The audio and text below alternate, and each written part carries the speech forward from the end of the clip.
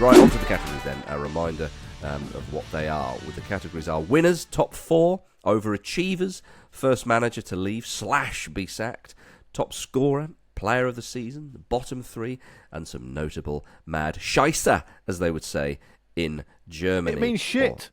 Yeah. Yeah, don't bring the Bundesliga into this. No.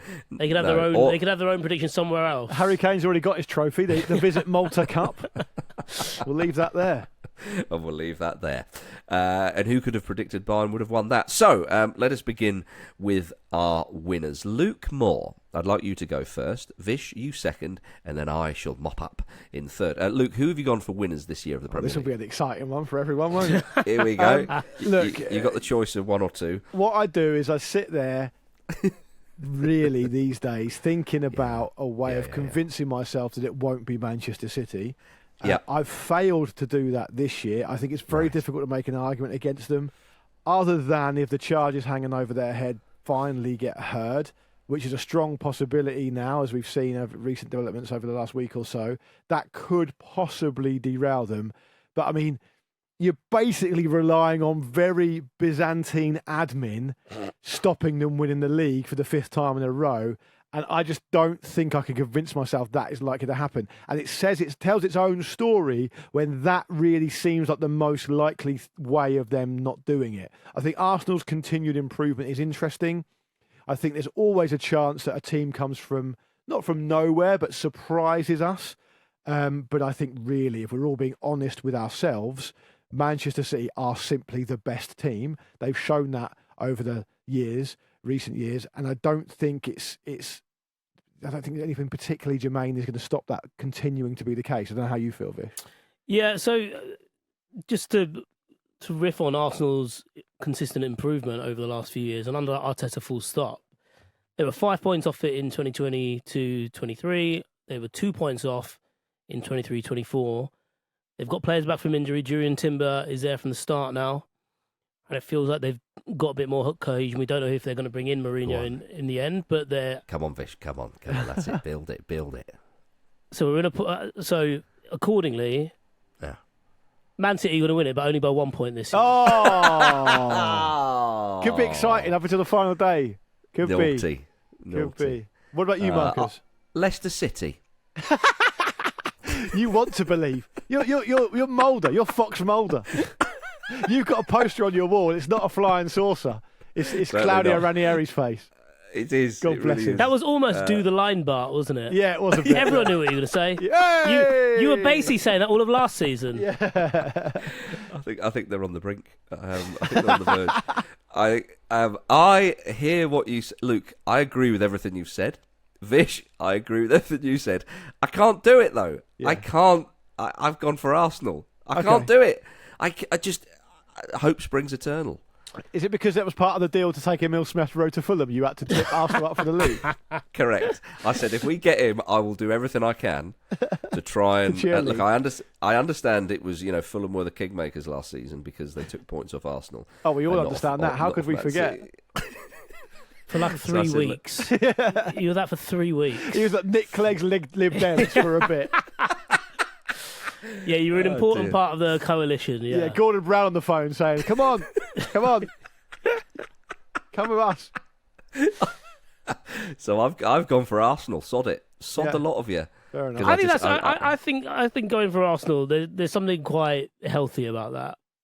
Look, Arsenal, we can't stray into the territory where we talk about Arsenal in almost like a patronising way. Yeah, of course. Because they're the best of the rest, really. Now. Yeah, and I think they've shown themselves for a large portion of successive seasons now to go toe-to-toe with Man City. And clearly, as they say, every no brings you closer to a yes, right? So eventually Man City aren't going to win the league. I just think in the position we're in now, day before the season starts, you've got to go with what you think is most likely to happen. And what's most likely to happen is Man City going to win it again. By the way, every no brings you closer to a yes. I've not heard problematic, that one before. That's really problematic. It's a sales saying. You've got to go for as many customers as you can to get your sale in. Sounds like a single man saying. If you want to put your minds in the gutter, you guys carry on. There's nothing to do with me. Leave me out of it. Although I often bump into you in the gutter, funnily enough. Right, next category. Next category is top four. Who is going to finish in the top four? Luke Moore. Give us 1, 2, 3, 4. Okay, so you want 1, 2, 3, 4 in order? Yeah, go on then. Okay. Well, 1 and 2 pick themselves, don't they? Yeah, so Man City and Arsenal will be 1 and 2 for me. And then I've gone for... I didn't actually do them in order, but I'm happy to go off the cuff because it's the kind of guy I am. I've got big shoulders, puff my chest out. I will go Liverpool 3rd, Man United 4th. Man United 4th? Yeah. And I'll tell you what. Hello. I'm going to explain. Don't worry, Vish will bring us all back down to earth in a minute. Yeah. I think Liverpool will do well under Slot, potentially really well. I know we talked yesterday a bit about the lack of signings, but I like what I've seen from him in pre-season. I think he looks like a different character to Klopp. I think he looks a lot calmer. I think the way they play is slightly different. But I do think that, you can talk about the lack of signings for Liverpool, but they do have a very good squad, particularly a very good team. And I think it feels to me a bit like a change could be as good as a rest, right? Klopp comes to the end of his cycle, someone comes in, exciting new manager, fresh ideas, clearly seems to be able to occupy the role. I don't think the job seems too big for him at this point. So I think they could do well. Man United will be improved this year, I think. I don't know how improved they will be, but I think they will be improved. I can't make an argument for Spurs. I think that they have serious problems defensively, particularly from set pieces. It doesn't seem to have been sorted based on what I've seen in pre-season. I can't make an argument for Chelsea. I think it's chaotic. I think if anything, it's going to go the other way. That's just my honest opinion. I think it's more likely to go wrong than it is to go right based on what we've seen. I've watched a couple of their games in pre-season and I haven't been impressed with them at all. Aston Villa, who came fourth last season, of course, have a lot to manage. They've got Champions League now. It possibly could hurt their league form. I think it could suffer. I don't think Newcastle will quite do it, although they've got a chance. And I think West Ham will be massively improved, but I don't think they'll be that good. So to me, it just almost feels like that's the four that I ended up with. I mean, that's really how I went about doing it. Vish, you'd be very happy with Man United finishing fourth, presumably. I would, and it would go against what I think will happen this season. But I'll take it. What do you think on some of the points I've made there in terms of how you've answered it? I don't disagree with them, but I have Tottenham finishing fourth, basically, with Liverpool finishing third, Man City, Arsenal as the 1 and 2. And my reasons for that are partly down to what I see as a better squad for Spurs, but also essentially what you ran through after that in terms of all the teams that you think will be there or thereabouts, but won't be able to put up a fight for the top four, or an effective fight for the top four. And yeah, you mentioned Aston Villa and the fact they'll be pulled in a couple of different directions this year, and the fact that I think there was this idea that Newcastle would be at a certain stage this season, and then I think none of us realised how serious the PSR thing would be, that they even someone like them and their owners would be hamstrung by it, regardless of whether it's a good thing or not. And it is a good thing, PSR that is. But I think with Spurs, I see a lot of progress there. The only thing I was a little bit wary of though, after just before reading this out, was Liverpool in third. I agree with you that they like the focus on the lack of signings is probably labouring on the idea that you got to bring people in. It's always important to get new faces in. But actually, Liverpool's squad is very good. Liverpool's younger crop of players who have featured for the last 2 or 3 seasons are very good, and probably at a stage where they want to kind of step into that 11 and they finished third last season. To be fair, it was kind of a bit unconvincing by the end, but yes, they could easily retain that and probably put on a better show throughout the season. But yeah, I see Spurs as taking that fourth, in part because I don't think Manchester United are quite there yet. I think there'll be improvements, but I don't think it will be a profound improvement to break into the top 4. Yeah, my top 4 is the same as yours, Vish. Oh, there you go. In the same order? Well, obviously, I think Arsenal will win by 8 points. fine. Yeah. Okay. But I think I agree with regards to Spurs. I think that they nearly did it last season, and getting in Dominic Solanke, I think, is a fantastic signing for them. I think that could click quite quickly, and I think he could score a lot of goals this year. I'm not convinced by Manchester United at all. I think there's a lot of change, isn't there? I think the fact is that Spurs know their style, they know their manager. They've just got to kind of. I just see. Sorry to cut in, Marcus, but on the Spurs thing, I just see Ange Postecoglou comes in. It's feel-good stuff to start with. They start off really, really well. And then all of a sudden, I went to go and see Spurs quite a lot last season. There's quite a lot of obvious drawbacks to them. And Solanke is a good signing. And maybe a lot of it will depend on him because, of course, if he scores 19, I think he scored 19 in the league last season. If he scores 19 again this season and he starts off well, maybe the whole thing changes. But what we're doing here with regards to teams like Liverpool and with Chelsea as well, you're talking about whether the changes they've made will pay off or not. And I think Liverpool's change, which got much more chance of paying off than Chelsea's has. But I think Spurs are in a position now where if they start off badly and they start to concede stupid goals like they were doing from set pieces last season at certain points, it rapidly gets into a territory at a club like Spurs where it's a bit like, okay, what do we do now? Because it's not worked again. And the whole thing gets negative. And it can get negative there. I go to Spurs quite a lot. I can get very negative there. And so I think the stakes are pretty high for them. And you're asking for them to improve on what they did last season. And I don't know whether they can. And if they can, they have to start really well. And actually what Liverpool need to do is not much different to what they did last year. They could finish 10 points lower and still have been in fourth. Still have been in third, sorry. So, there's a lot of things to consider there. There is, but there's also a lot of things. There's a lot of moving parts here. We don't know how Maresca's going to do at Chelsea. You don't think he'll do well. I think Maresca will. I think he'll do all right. Actually, I've got them down to finish fifth. Chelsea. I think he'll do all right. But there's obviously Slot at Liverpool. We think he'll do well. So there's a lot of moving parts. I just think the fact that Spurs are more settled and they've brought in Solanke, which I think was a key miss from last season, not having a proper centre forward. Obviously, Son chips in with a lot of goals. Yeah, and the knock-on effect from that is Son now being able to play out wide, Kulusevski being fit and starting out right. Like they have more depth across those front three now. Exactly. I think it'll suit Son more, and I think with Solanke, a guy who can actually finish a lot, Spurs create a lot of chances. They've got a man who knows how to put the ball in the back of the net. So I think it bodes pretty well for Spurs. With Manchester United, I think it'll be same old, maybe slightly better. To be quite frank, I think Newcastle. I agree with everything you've said there. And with Villa, I think that they, with their Champions League, campaign and so on, it was a huge effort for them to finish fourth in the season just gone, and it was a great achievement. It really was. And I understand they had European football last season, but with the new Champions League format, goodness knows, what is it? You get an extra game or an extra couple of games early on. There's a lot of moving parts there. The intensity will be much higher. The physical demands will be there. So I think Villa will still have a good season, but fourth spot, I'm not quite sure. So you're trying to take into account everything when you're not taking, say, me saying Spurs will finish fourth. That's not in isolation. That's not me saying, I think Spurs are much better than a lot of these other teams. You're trying to predict. It's a difficult one. You're trying to say, well, how are they going to get on with that new manager, and what about this, and so on. So that's why I've gone for Spurs in fourth. I think the context, just to finish up, would be that we're talking about something that, based on last season, there were only 8 points between fourth and eighth, right? Villa on 68, Spurs on 66, Chelsea on 63, and Newcastle and Man United both on 60. Very, very close. You're talking about a game or two, really. That's it.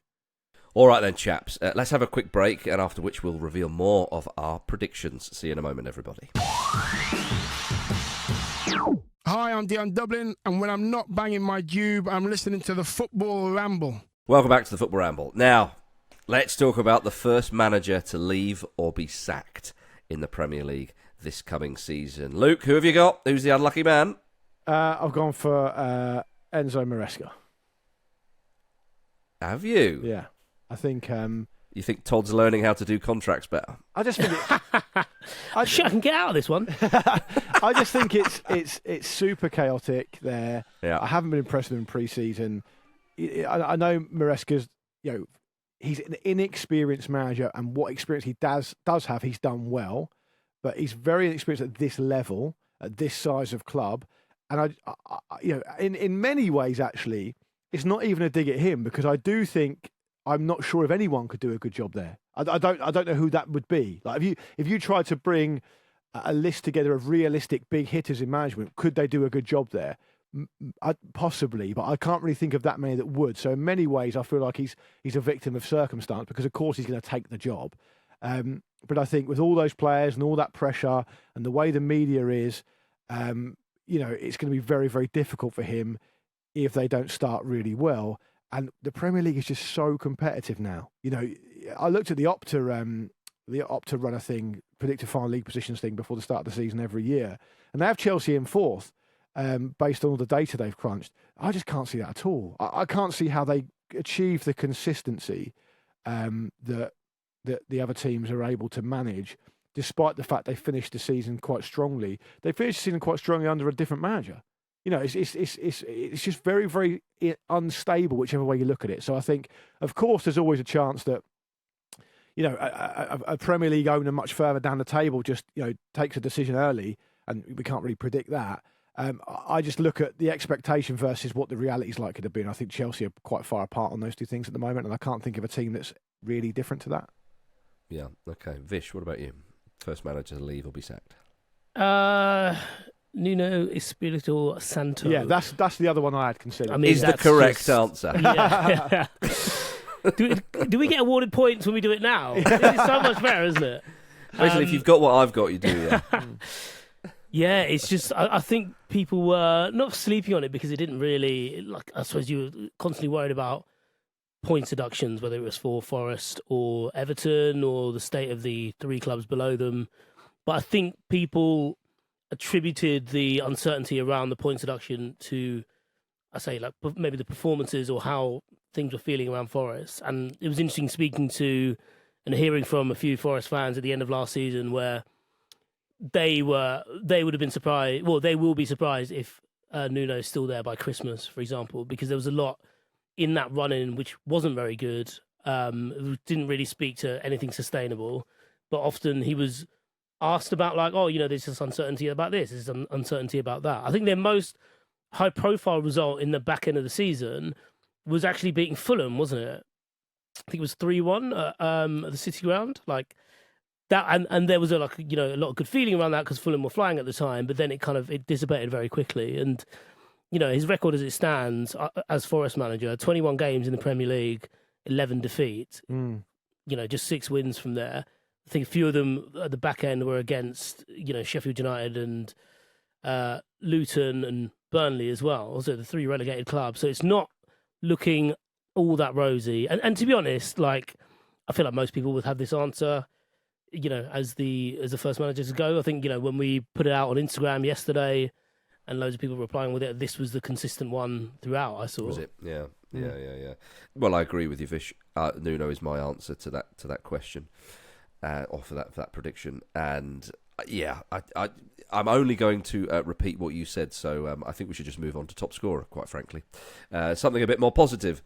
Before we move on, I think Luke's Maresca shout is interesting because on paper it makes perfect sense. But given how Bowley seems to be reluctant to pull the trigger on, whether it was with Potter when he came in or Poch just leaving it until basically after the last game of the season, does make you think, right, I wonder if he'll just give this one as much time and just bin it. But you can't look at that in isolation, though, right? The fact that he flipped between Potter through to Pochettino means that it makes it harder for him to then sack Pochettino because then he's his guy. Yeah. Once and what you see with these kind of owners is once they get used to the idea of firing managers, they don't care. That's not a bad shout. Actually, and you also have to have perspective, right? Even though you're considering Pochettino to be quote unquote hanging around for a good while, he was there for just over 10 months.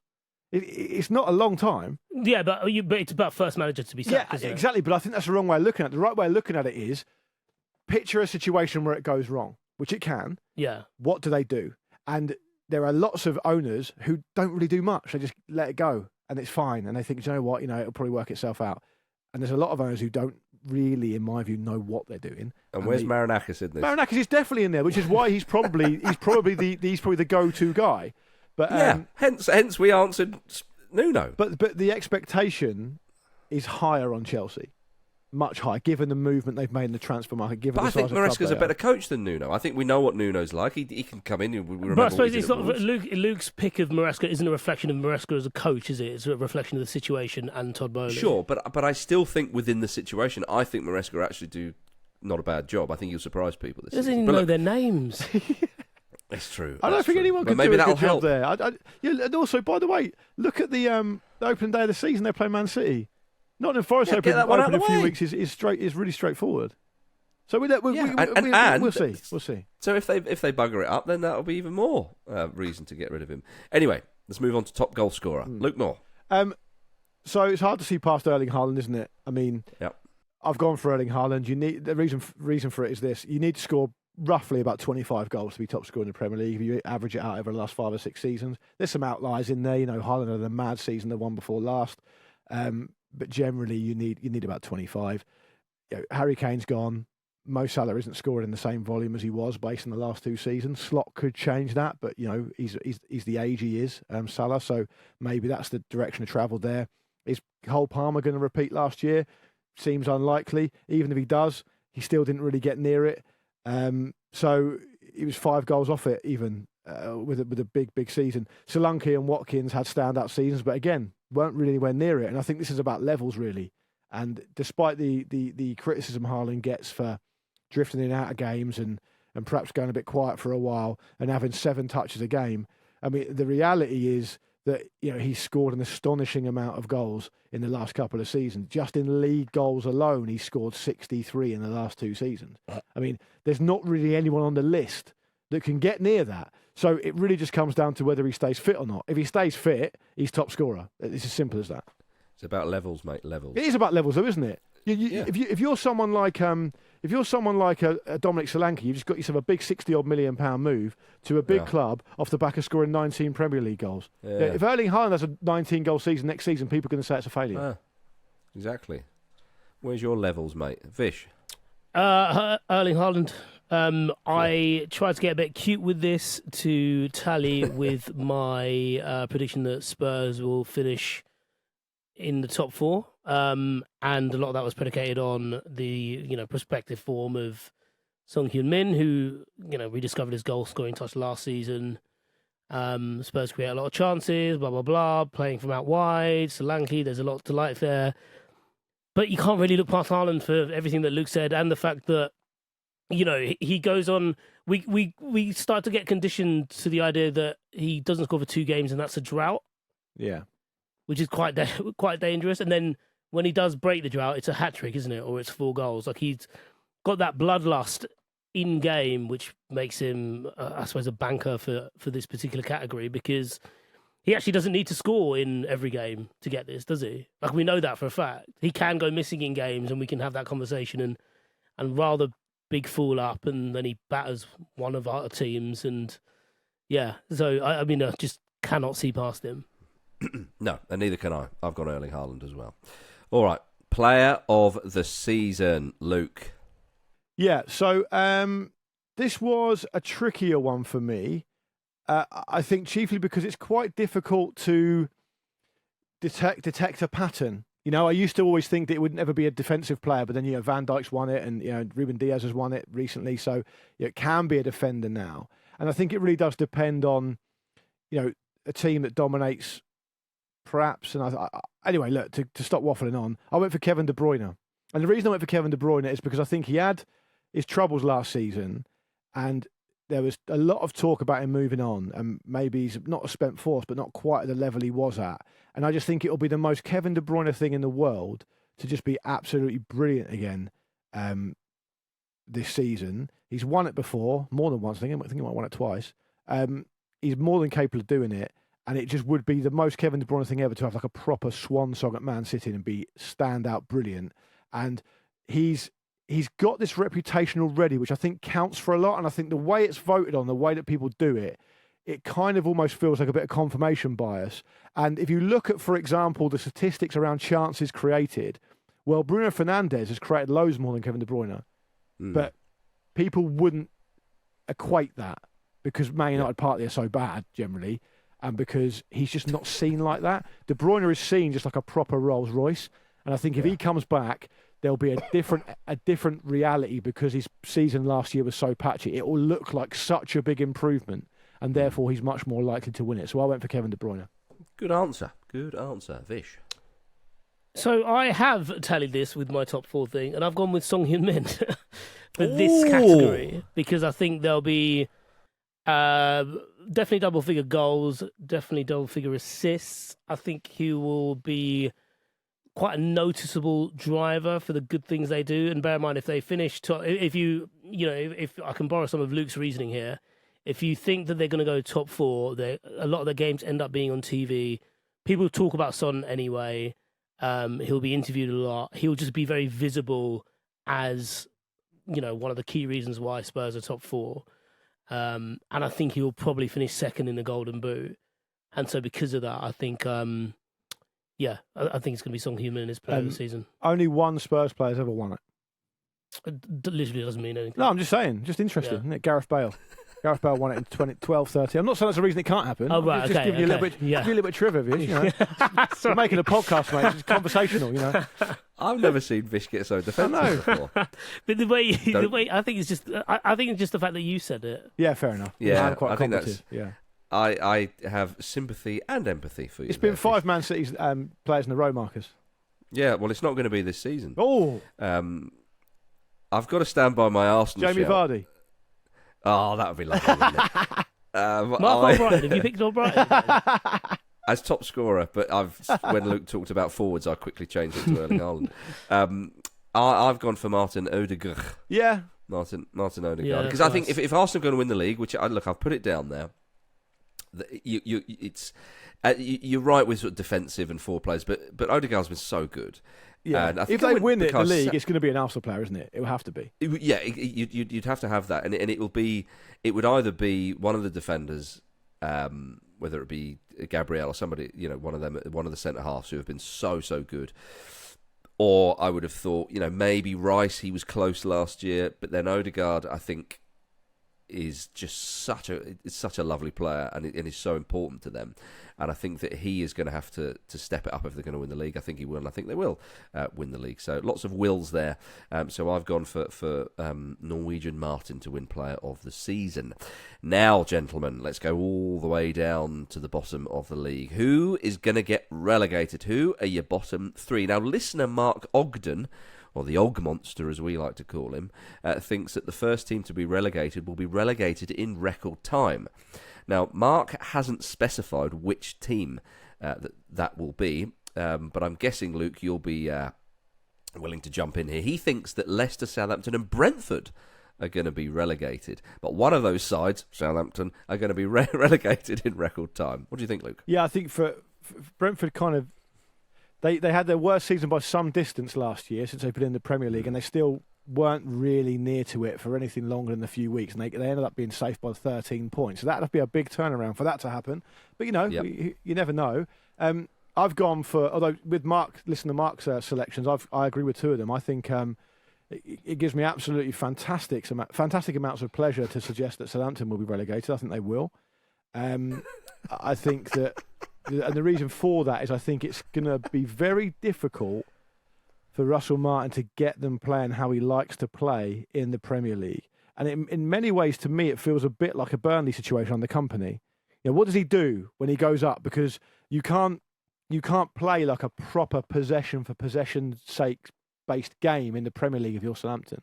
And maybe he's got a plan. I haven't seen him in pre-season. I'll take any opportunity I can to not watch Southampton, so I could be talking absolute shit. But I think they'll go down. I think this will probably be the year Forest go down as well, which perhaps plays into your guys' shout earlier about Nuno losing his job. They were 17th last season, 16th the season before that. They haven't really made any notable signings that I think are going to necessarily improve them. So I think it's probably going to be Forest this year. And I think Leicester are starting the season with a new manager. I think that could go either way as well. I don't have a huge amount of confidence in their quality. And Steve Cooper, I do think, is a good coach, but he's got his work cut out for him. And I think with these types of things, it can also depend on how good they start the season. Leicester have got a tricky opening game against Spurs in front of the cameras on the Monday night, the first game.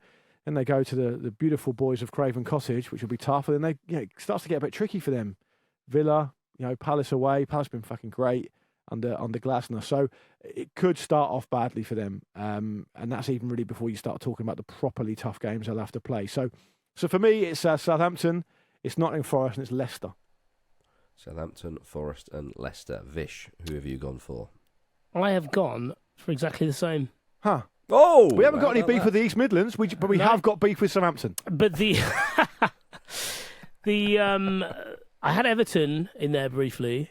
No way. No, I can't see that. Not under Dyche, no chance. Well, I mean, we don't know that this is the end. So this is the other thing you've got to remember, because one of the other teams, as I mentioned, that I kept with is Leicester City, purely on this talk of, them being looked into and the potential point penalty for them down the line. Yeah.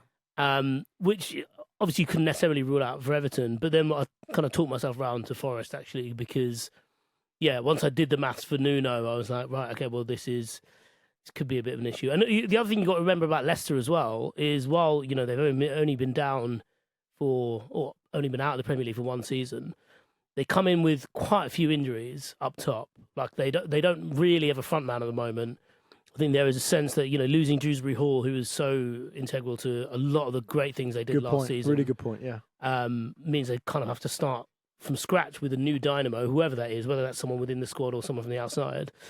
So it's just a completely different proposition at the moment, but they're not going to quite be the Leicester City that we saw last season, or maybe even the one that we saw in the Premier League previously, even if they did get relegated. So, for that reason, I've got them in there as well, and with Southampton as well, for all the reasons that Luke said, apart from the personal hatred thing. Yeah.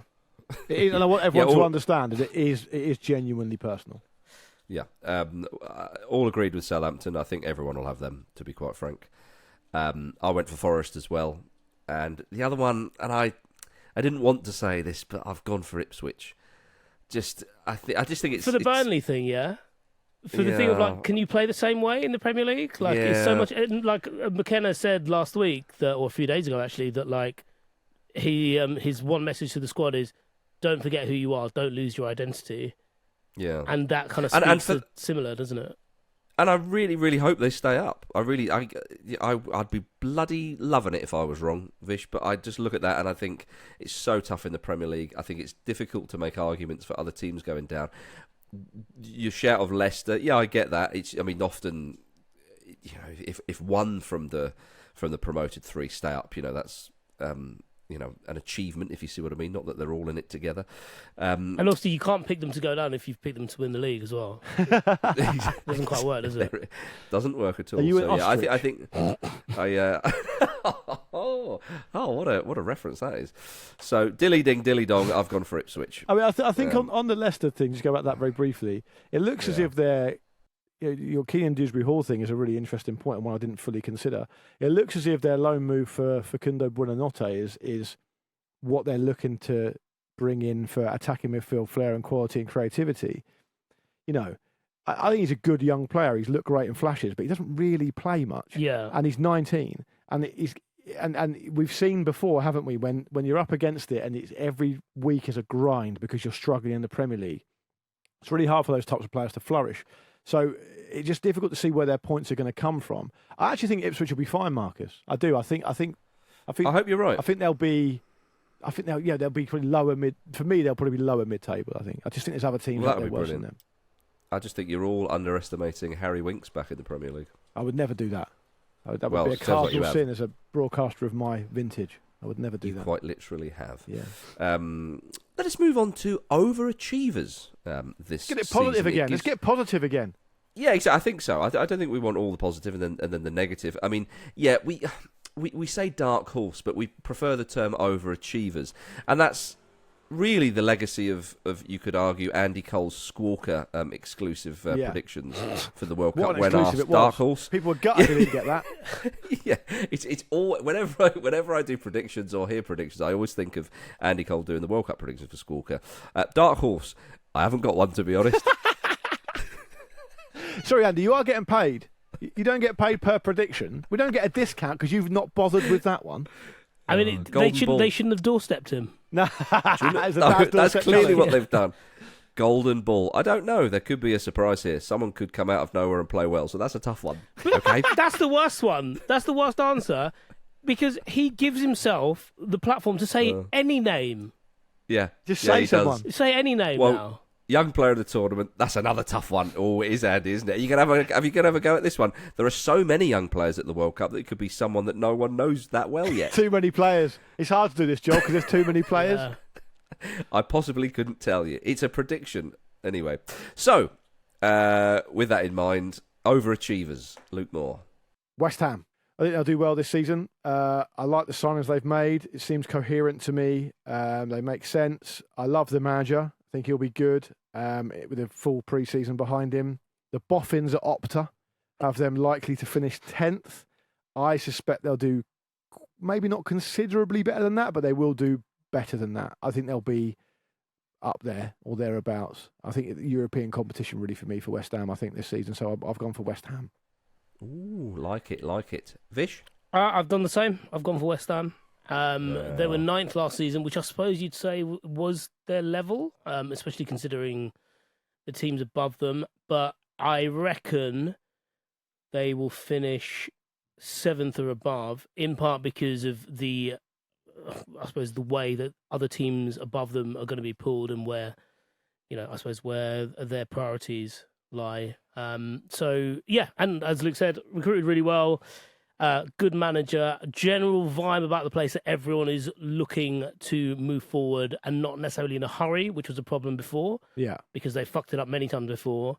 And I think they know they're kind of onto a good thing here and the squad feels a bit more conducive to a sustained kind of top half finish. Can I just put a caveat on that? And the caveat is that it went under the radar just how many goals they conceded last season. It's an astonishing amount of goals. They conceded 74 goals in the league last year.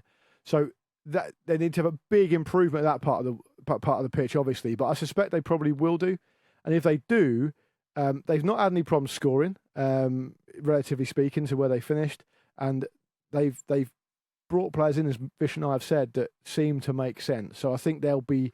It just seems weird to me that they were 9th last year. They clearly are better, and opt to have them 10th. To me, I think that's off the mark, and I think they'll be higher. And they've got full crew, haven't they? Yeah. Who seems tailor-made for the Premier League, but is also a West Ham striker, so it's difficult to know. It's almost like putting a slice of buttered bread on a cat's back. What's going to land face down? It's impossible to know. It's not the half Krug, it's the full Krug they've gone for. All right, I've gone for Crystal Palace. Yeah, 10th last season, very much improved under Glasner. They're exciting, aren't they? Even they've lost a player or two, though. Yeah, even an Elise Palace. Yeah, they'll be fine with that, and they've still got. I mean, if like Eze gets a move, I say gets a move. There's not been much talk about that, but clearly if they lost a few players. I mean, if they can still hold on to Gay, then that's big. But I just think with the way Glasner hit the ground running in the Premier League last season, they had a lovely system about it. I think they'll continue, and I think. With Palace, they've with Big Jean Mateta up front. Come on, yeah, Johnny Mats scoring goals for fun at the Olympics. I just think they'll pick up where they left off. Wharton as well. Premier League last season. Yeah, Adam Wharton. Well, I think we're really going to see Adam Wharton become a proper Premier League player this year. Even though Chelsea in January. There we go. Yeah. Actually, no, Chelsea after this weekend. That is so depressing, isn't it? Dewsbury Hall just there being like, what the fuck, lads? Come on. Yeah, he obviously did really well for Palace again towards the end of last season, or the second half of last season when he came in. He was in the England squad. Some people were suggesting he should even start for England. I think this season we'll see him really show what he's worth, and everyone will go, oh, hang on a minute. That's why a lot of Blackburn fans were saying this, a lot of Palace fans, and not just Blackburn and Palace fans, other fans are saying, and I think it's a key position of the pitch. I think they've got a good spine. Even if Gay goes, I think that they've still got a bit of quality, but it's all about Glasner. Yeah, I think it's worth pointing out that plenty of our listeners, when we asked them to get in touch, picked out West Ham. I just thought it was a bit obvious. Yeah, I know what you mean, but I think, when you talk about Mark Gay there, who's obviously one of the standout defenders in the Premier League, it does show how tricky it is to do predictions at this point because the transfer window isn't lined up with the start of the season, right? So all this could change because players could move. And if they lose Elise, Gay, and say one other before the end of August, it's a different calculation, isn't it? Yeah, it is. Also, as well, with overachieving, I mean, okay, admittedly, Palace, what did they finish 10th last season? Did you say? Whereas, I would argue that a top 10 finish is probably overachieving at Palace. Whereas West Ham, to overachieve, you've put them down as 7th. I think that's a good shout. If you look at the teams that they'd have to finish above, I'm not sure they'll do that. But I totally get the shout of West Ham. Vish said 7th. I didn't say 7th. I think, and also you're right to contextualise it because they finished 6th and 7th in recent years. So it depends how you look at it, I suppose. Yeah, my 7th was because that's, to me, for West Ham to be deemed overachievers, they would have to finish in that position. Kind of similarly to, like, say, Bournemouth last year. They were, 1 point off, 2 points off finishing in the top half of the table, which is an It's 1 point, actually. Yeah, but I think goal difference, they wouldn't have been 10th. Yeah. Right. So that would have been an overachievement for them. But that I consider what they did last season by only being, a point in goal difference, 2 points away from finishing the top half, as an overachievement for the same reason. Would you say Man United overachieved last season? I think we achieved. FA Cup? Yeah, exactly. We achieved. Exactly. Yeah. It's a good achievement. Yeah. The smile on his face. Let's call it all a good achievement. We achieved. Yeah. We achieved. We didn't necessarily believe, but we achieved. Yeah. Yes. Like in your work. The last category, notable mad shit. Listener Stuart has predicted that Mikel Arteta has a touchline ban when Arsenal win the league, while Sam Tonks put Mourinho back at Chelsea. Put me down for both. I'm happy with both. Yeah. Both would be great. But what is your answer, Luke? All right, very quickly to round us off. I've gone for what I go for every year. It's not happened yet, but it will happen. A team score 10 goals in a single game. And I've put in brackets just for my own fun, probably against Southampton. Yep. Yeah, there you go. Good. Yeah. Vish? Jamie Vardy's going to slap Arnie Slot on the head. Like it. Definitely could happen. Yeah. Mine is an Arnie Slot one. We're just picking on the ball ones, aren't we? Yeah, we are. No, Luke, you said that Arnie Slot seems a bit calmer than Klopp. Yes, absolutely. He is Dutch, though. Yeah. And I think that it's a high pressure going to read a porno on the touchline.